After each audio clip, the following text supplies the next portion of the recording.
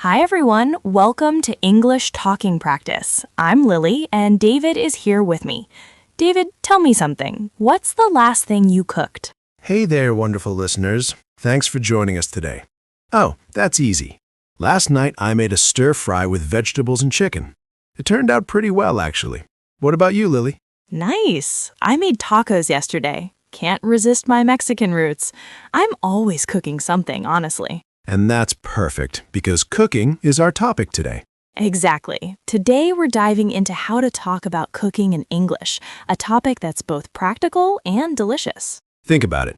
Food and cooking come up constantly in everyday conversations. You might chat with coworkers about what you made for dinner, share recipes with friends, follow cooking videos online, or talk about your favorite dishes. But here's the challenge many English learners face. You might know food names, but talking about the actual process of cooking can be tricky.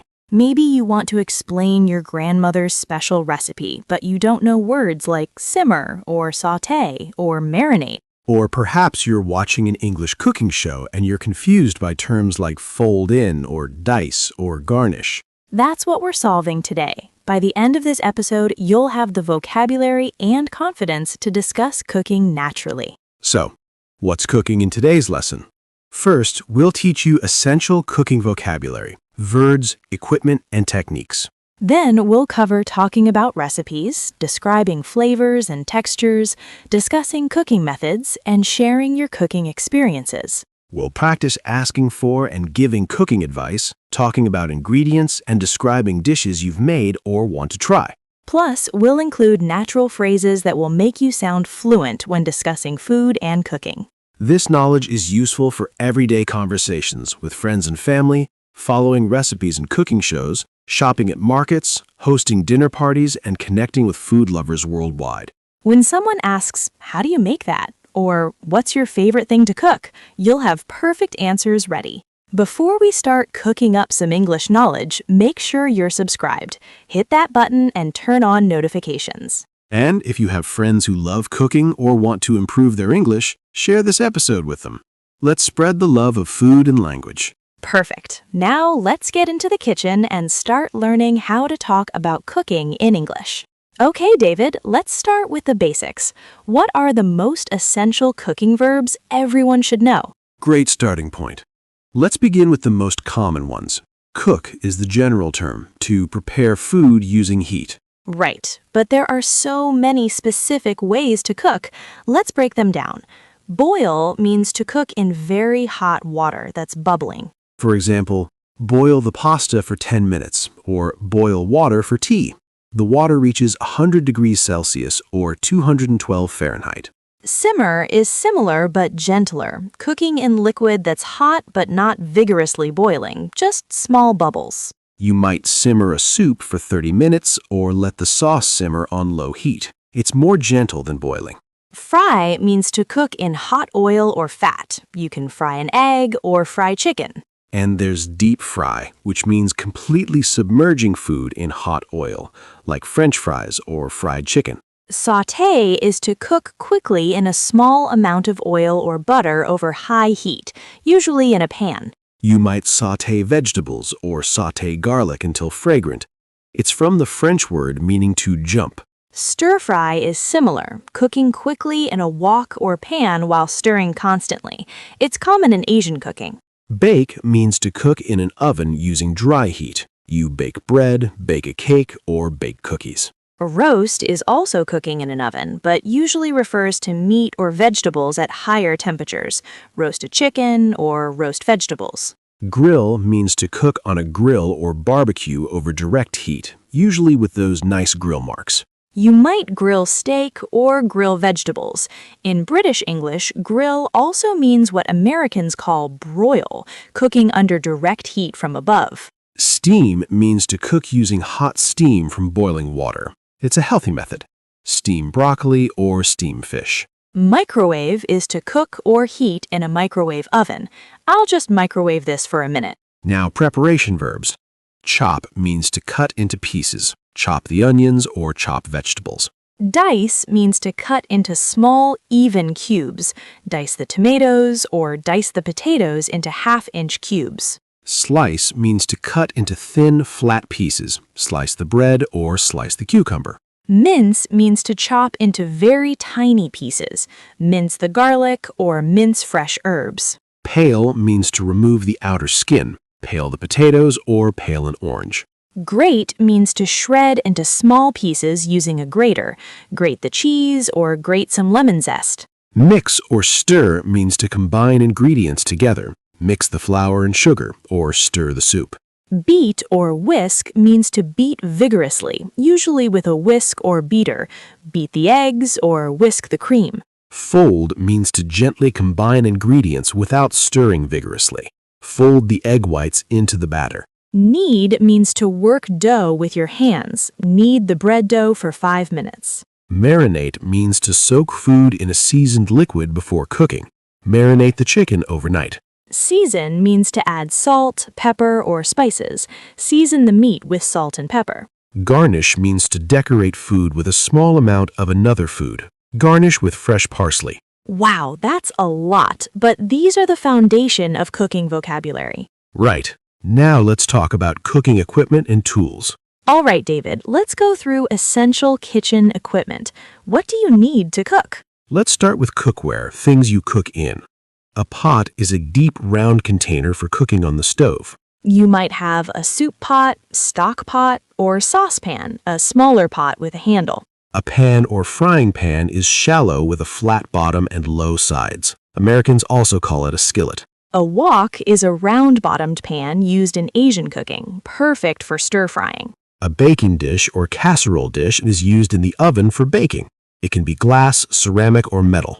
A baking sheet or baking tray is a flat metal sheet for cookies, roasted vegetables, or anything in the oven. Now, cutting tools. A knife is essential.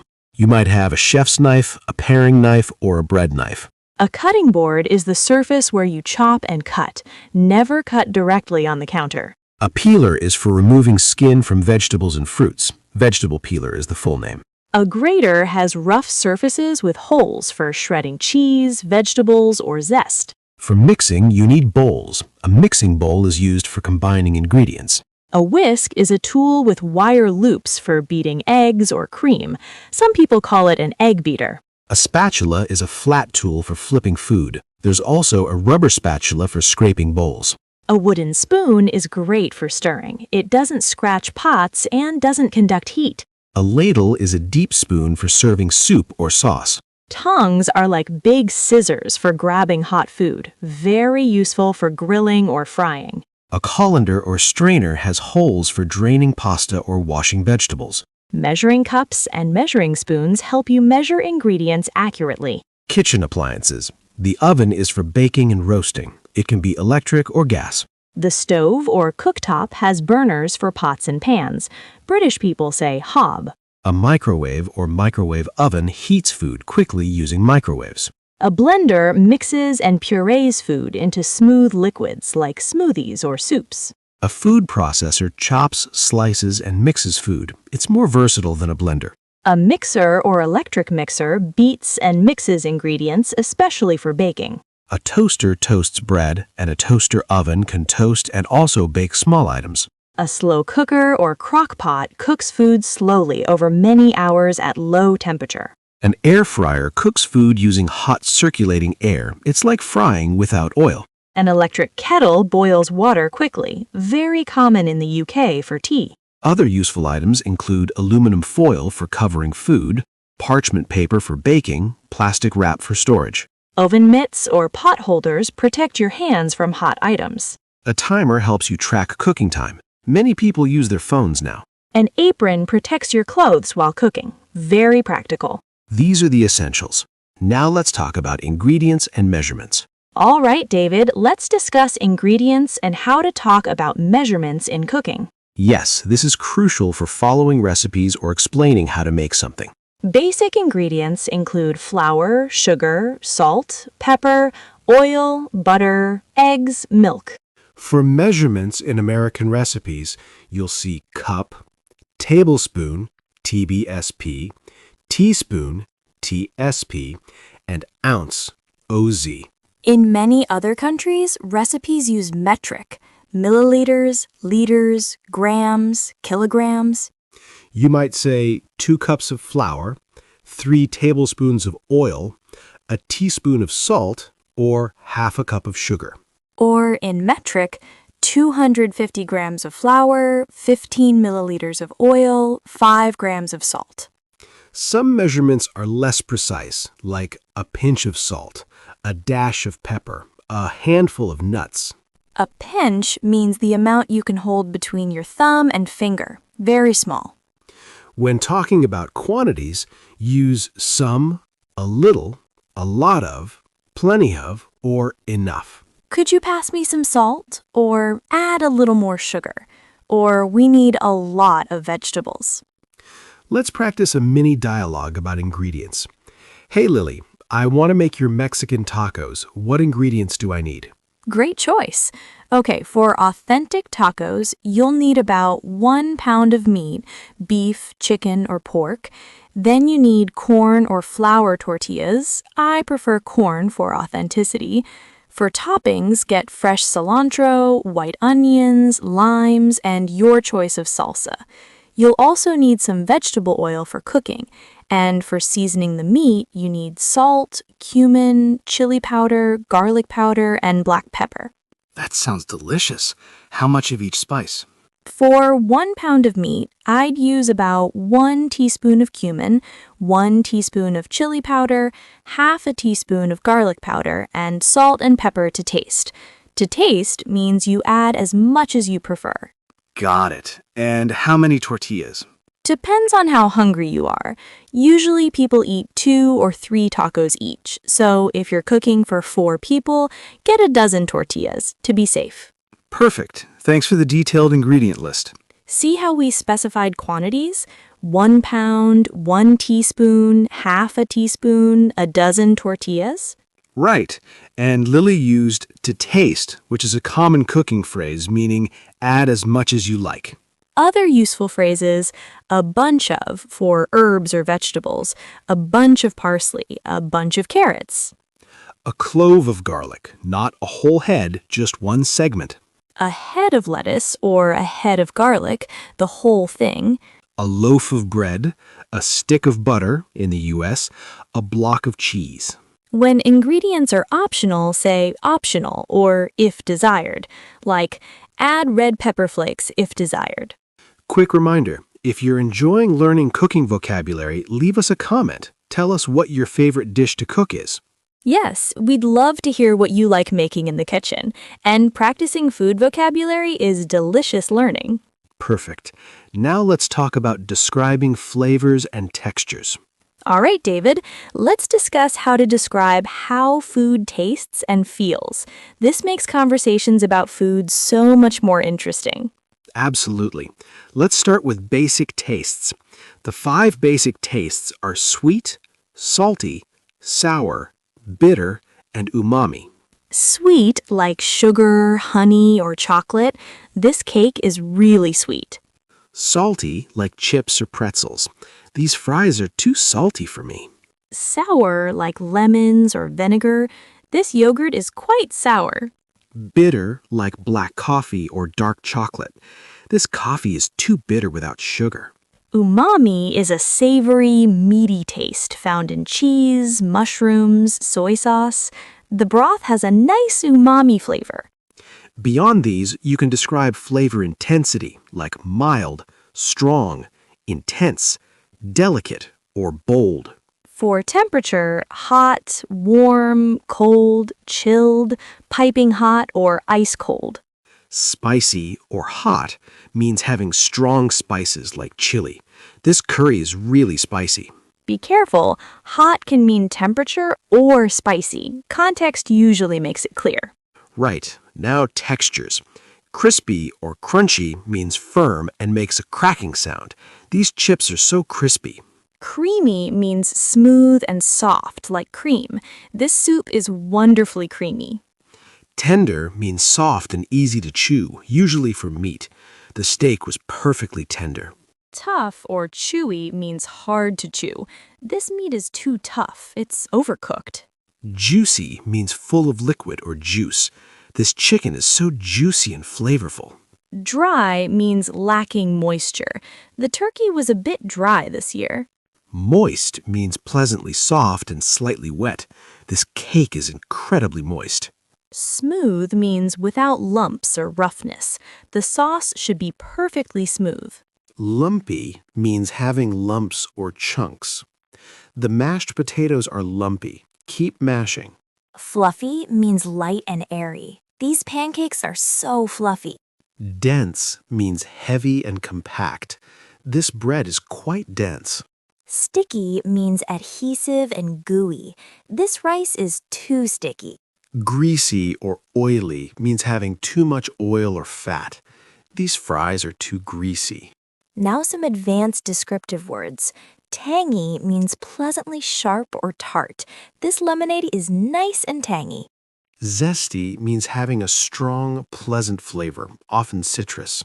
The salad dressing is deliciously zesty. Rich means having a strong, satisfying flavor, often from fat or cream. This chocolate mousse is so rich. Fresh means recently made or picked, tasting natural. These tomatoes taste so fresh. Bland means lacking flavor. This soup is bland. It needs more seasoning. Flavorful or tasty means having good, strong flavor. This dish is really flavorful. Delicious or scrumptious means extremely good tasting. This meal is absolutely delicious. Disgusting or awful means tasting very bad. This is disgusting. I can't eat it. Though be polite. Instead say, it's not to my taste, or it's not really my preference. Let's practice describing food. Lily, how would you describe a perfect taco? Oh, a perfect taco. The shell should be warm and slightly crispy on the edges, but still soft and pliable. The meat should be tender and juicy, seasoned with bold, savory spices. The cilantro adds a fresh, slightly citrusy note. The raw onions give a sharp, crunchy contrast. A squeeze of lime adds bright, tangy acidity, and if you add salsa, it can be spicy, smoky, or mild depending on your preference. Altogether, it's a perfect combination of textures and flavors. Crunchy, soft, juicy, tangy, and savory all in one bite. Wow, you made me hungry. Let me describe my ideal pizza. The crust should be crispy on the bottom, but soft and chewy inside, with a slightly charred flavor from a hot oven. The tomato sauce should be tangy and slightly sweet, not too acidic. The cheese, mozzarella, should be melted, gooey, and stretchy when you pull a slice away. The toppings, let's say mushrooms and pepperoni, add earthy and spicy notes. Fresh basil on top adds an aromatic, fresh element. Overall, it's a balance of crispy and soft textures with savory, tangy, and slightly spicy flavors. When it's fresh from the oven, piping hot, that's perfection. Excellent descriptions. We used so many texture and flavor words. Right. Crispy, soft, tender, juicy, crunchy, tangy, bold, fresh, savory, gooey, charred. This vocabulary helps you explain exactly how something tastes, not just good or bad. Perfect. Now let's talk about following and explaining recipes. All right, David, let's discuss how to talk about recipes, following them and sharing them with others. Yes, recipes are everywhere. Cookbooks, websites, videos. Being able to understand and discuss them is super useful. A recipe typically has two parts, the ingredients list and the instructions or method. When sharing a recipe, start with a brief introduction. This is a recipe for chocolate chip cookies, or today I'm making my grandmother's lasagna. Then list ingredients you'll need, or the ingredients are, or for this recipe you need. Then explain the method using imperatives, command forms of verbs. Preheat the oven, mix the ingredients, bake for 30 minutes. You can number the steps. First, preheat the oven. Second, mix the dry ingredients. Third, add the wet ingredients. Or use sequence words. First, then, next, after that, finally. Let's practice. David, can you give me a simple recipe? Sure, I'll share my recipe for scrambled eggs. Very simple, but very delicious. For 2 servings, you'll need 4 eggs, 2 tablespoons of milk or cream, a tablespoon of butter, and salt and pepper to taste. First, crack the eggs into a bowl. Add the milk, a pinch of salt, and a bit of pepper. Whisk everything together until well combined and slightly frothy. Next, heat a non-stick pan over medium heat and add the butter. Let it melt and coat the pan. Then pour in the egg mixture. Wait a few seconds, then gently stir with a spatula, pushing the eggs from the edges towards the center. Keep stirring gently until the eggs are mostly cooked but still slightly wet. They'll continue cooking from residual heat. Remove from heat and serve immediately. The key is not to overcook them. They should be soft and creamy, not dry and rubbery. Perfect. That was clear and easy to follow.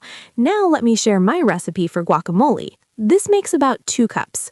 You'll need 3 ripe avocados, 1 lime, 1 small tomato, a quarter of a white onion, 1 jalapeno pepper, a handful of fresh cilantro, and salt to taste. First, cut the avocados in half, remove the pits, and scoop the flesh into a bowl. Mash the avocado with a fork until it's mostly smooth but still a bit chunky. I like some texture. Next, squeeze the juice of 1 lime over the avocado and mix it in. The lime adds flavor and prevents browning.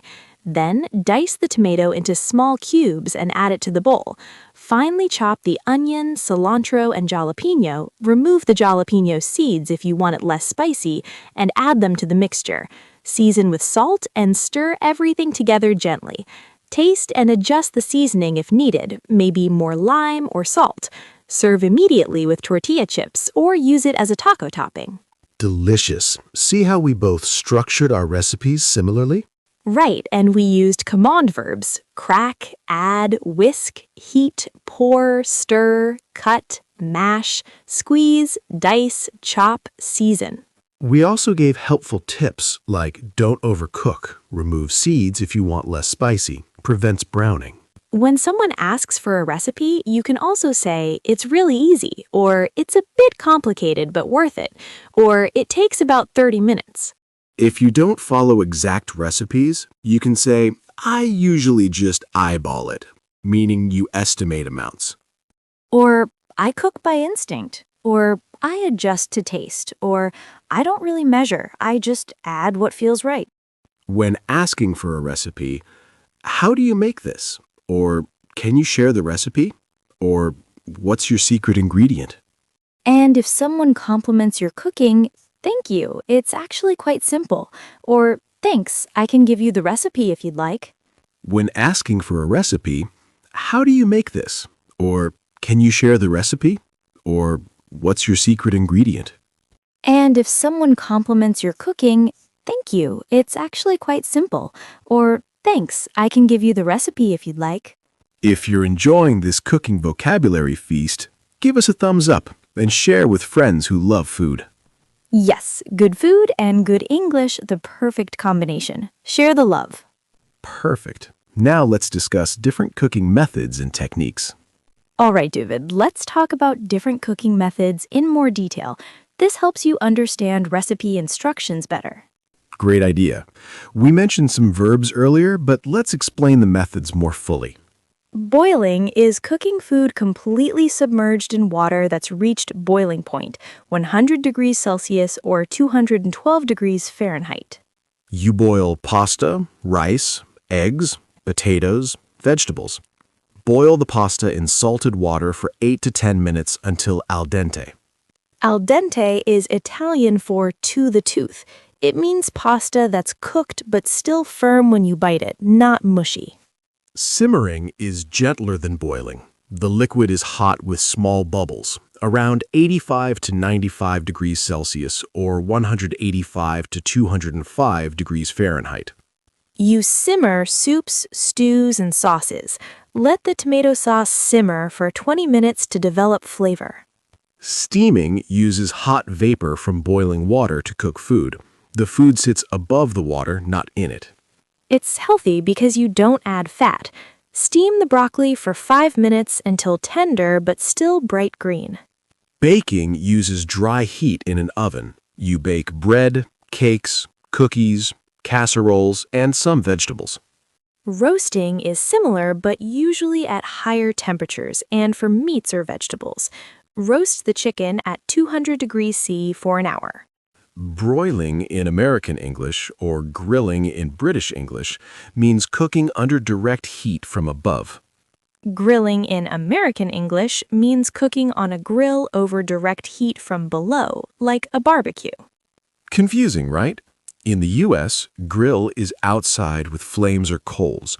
Broil is inside under the heating element.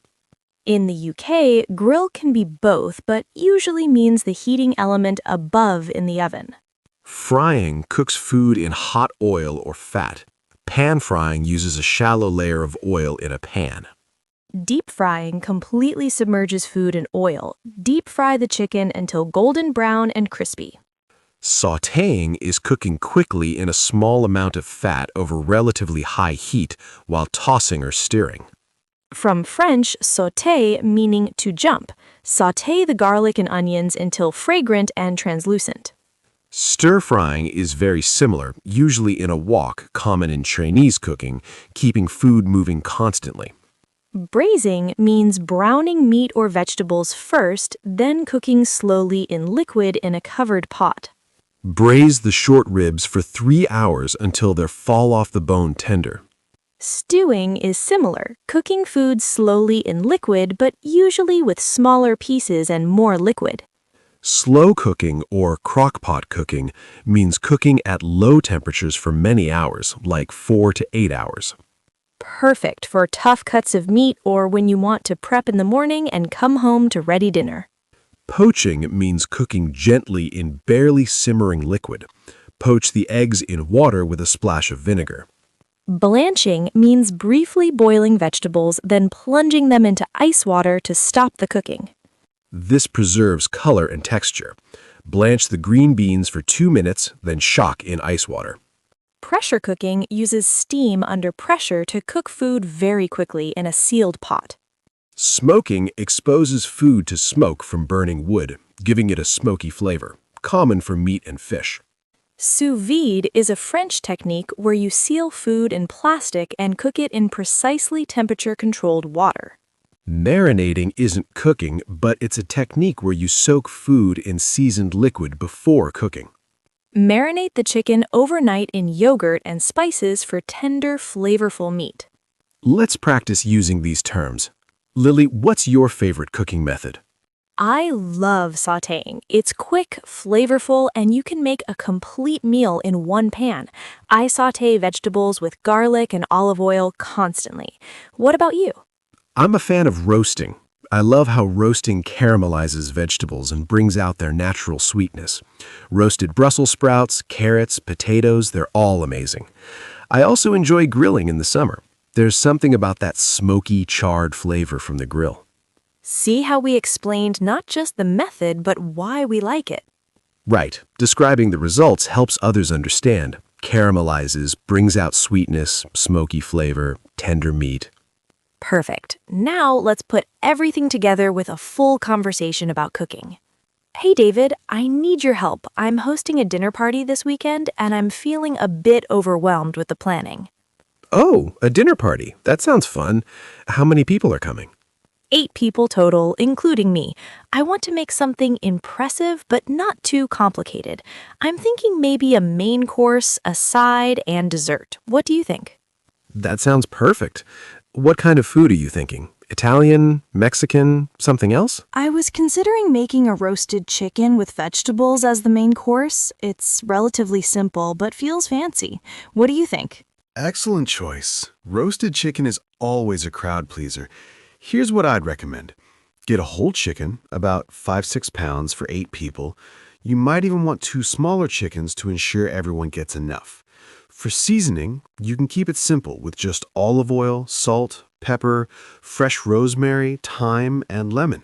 Stuff the cavity with lemon halves, garlic cloves, and fresh herbs. Rub the outside with olive oil and season generously with salt and pepper. Roast at about 425 degrees Fahrenheit for about an hour and 20 minutes, or until the juices run clear and the skin is golden and crispy. That sounds manageable. What about the vegetables? You could roast vegetables alongside the chicken in the same oven. I'd suggest carrots, potatoes, and Brussels sprouts. They all roast beautifully. Cut them into similar-sized pieces, toss with olive oil, salt, pepper, and maybe some garlic. Spread them on a baking sheet and roast at 400 degrees for about 35-40 minutes, flipping halfway through. They'll get caramelized and delicious. Perfect. And for dessert, I was thinking something simple, like a chocolate cake or maybe flan, since that's very Mexican. Flan would be unique and delicious. Plus, you can make it the day before, which takes pressure off the day of the party. Do you have a good recipe? Yes, my grandmother's recipe. It's a classic. You caramelize sugar in the bottom of the mold, then pour in a custard mixture made with eggs, condensed milk, evaporated milk, and vanilla. You bake it in a water bath until it's set, then chill it overnight. When you unmold it, the caramel creates a beautiful sauce. That sounds absolutely amazing, and making it ahead is so smart. What about appetizers or drinks? Oh, good point. Maybe I'll do a simple guacamole with tortilla chips as people arrive. It's easy and I can make it fresh right before guests come. Perfect. That's light and won't fill people up before the main meal. For drinks, you could do a simple sangria or just wine and water. Keep it simple so you're not overwhelmed. Great advice. I'm feeling much better about this now. Any other tips for hosting? Yes, prep as much as possible the day before. Make the flan, chop all your vegetables, season the chicken, and keep it in the fridge. On the day, you'll just need to roast everything. Also, don't stress about perfection. Your guests are there to enjoy your company, not judge your cooking. Thank you so much. This really helps. I was getting anxious, but breaking it down makes it feel manageable. You're gonna do great. And honestly, roasted chicken is quite forgiving. Even if it's not perfect, it'll still be delicious. I'll let you know how it turns out. Maybe I'll invite you next time. I'd love that. Good luck with your dinner party. See everyone, that was a complete conversation about planning a meal, discussing cooking methods, and sharing advice. Right. We covered recipes, techniques, timing, and even hosting tips. All natural conversation about cooking. We used phrases like, I was considering, what do you think, I'd recommend. That sounds manageable. Good point. These are natural ways to ask for and give cooking advice in English. Now let's do our recap and pronunciation practice. All right, everyone, let's recap everything we learned about talking about cooking today. We covered cooking verbs, kitchen equipment, ingredients and measurements, flavors and textures, recipes, cooking methods, and full conversations. Let's review key cooking verbs. Say them with me. Boil, simmer, fry, sauté, bake, roast, grill, steam, chop, dice, slice, mix, season, roast, preheat, via. Perfect. Now pronunciation practice. First word, sauté. Sauté, Simmer. simmer, Marinate. marinate, Chop the onions. chop the onions, Dice the tomatoes. dice the tomatoes, Mix the ingredients. mix the ingredients, Season to taste. season to taste, Roast the vegetables. roast the vegetables, Preheat the oven. preheat the oven. Excellent. Now flavor and texture words. Repeat after me. This is delicious. This is delicious. The meat is tender and juicy. The meat is tender and juicy. The soup is too salty. The soup is too salty. The cake is moist and fluffy. The cake is moist and fluffy. These chips are crispy. These chips are crispy. The sauce is rich and creamy. The sauce is rich and creamy. It needs more seasoning. It needs more seasoning.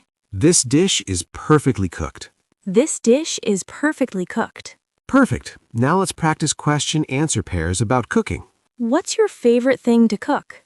I love making tacos and Mexican food. It reminds me of home. How do you make scrambled eggs? Beat the eggs with milk, then cook them slowly in butter, stirring gently until creamy. Can you recommend an easy recipe? Try roasted vegetables. Just chop them, toss with oil and salt, and roast at 400 degrees for 40 minutes. What's your signature dish? My signature dish is probably my homemade stir-fry with lots of fresh vegetables and ginger. How long does it take to cook? It takes about 30 minutes total, 10 minutes prep and 20 minutes cooking time. What cooking method do you prefer? I love roasting because it brings out natural sweetness and creates great caramelization. Excellent! Using all these cooking terms makes you sound natural when discussing food. Remember, cooking vocabulary is everywhere in recipes, cooking shows, restaurants, and everyday conversations. Now let's wrap up with our question of the day. Well, David, I hope everyone's feeling hungry and inspired to cook after today's episode. Me too.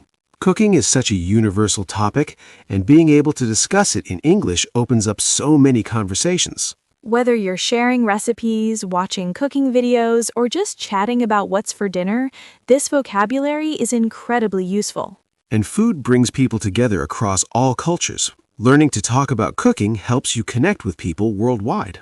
Thank you all for joining us today and expanding your cooking vocabulary. We hope you feel confident discussing recipes, techniques, and flavors in English now. Here's your challenge. Try following a recipe in English this week, or describe a dish you made using the vocabulary we learned. The best way to remember these words is to use them in real situations. Cook something and describe it out loud. Now for our question of the day. We can't wait to hear your answers. Comment below. Question of the day. What's your favorite dish to cook, and can you describe it using 3 adjectives? For example, I love making pasta carbonara. It's creamy, savory, and comforting. Or, my favorite is grilled salmon. It's tender, flaky, and healthy. Use descriptive words we learned today. Don't be shy. Share your favorite foods and practice your cooking vocabulary in the comments. And if you've never cooked before or don't enjoy cooking, tell us what your favorite dish is to eat and describe it. Every answer helps you practice, and reading others' comments teaches you even more food vocabulary. Whether you're a master chef or can barely boil water, food is something we all share and enjoy. Remember, cooking is like language learning. You get better with practice, and mistakes are part of the process. So don't be afraid to experiment in the kitchen or with your English. Both improve over time. All right, that's our delicious episode for today. I'm Lily. And I'm David. Thank you for joining us on English Talking Practice. If you haven't subscribed yet, please do. We cook up new episodes regularly to help you master English conversations. And don't forget to comment with your favorite dish and 3 adjectives. We read every comment and love learning what you enjoy cooking or eating. Keep practicing, keep cooking, and keep learning. You're doing amazing. Until next time, happy cooking and happy learning. Thank you, everyone. See you in the next episode.